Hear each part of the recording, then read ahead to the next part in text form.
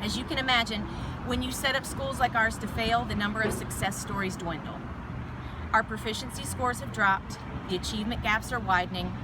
Those families that have more economic stability are transferring out of our schools into schools with higher socioeconomic populations, charters, and private schools, killing our economic and racial diversity. Folks in our buildings, from the buses to the cafeteria to the media center to the classroom, are burning out. Students' needs are not being met, increasing the number of behavior problems. Morale is so low that it is beginning to impact the overall climate.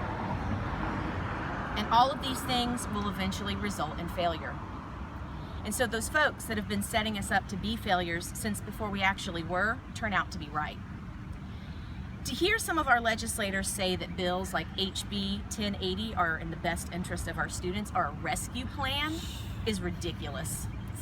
As they sit on a surplus of over $700 million while our schools, our staff, and our students flounder, it's obvious they have no intention of putting students first. Legislation like this is not about kids. It's about profit and it's about takeover. They set us up for failure for the sole purpose of privatizing and profiting off the backs of our students. I have not just sat idly by. I have fought in solidarity alongside parents, teachers, and students. I've worked in election campaigns, I've knocked on doors, I've made phone calls, I have tried calling my legislators, I have made appointments with them to talk about our school's needs and advocate for the kids that I love with all of my heart. And I have learned that our legislators are not listening. I have also learned that in order to make the schools our students deserve, we're going to need a coalition of community resources outside of just public education.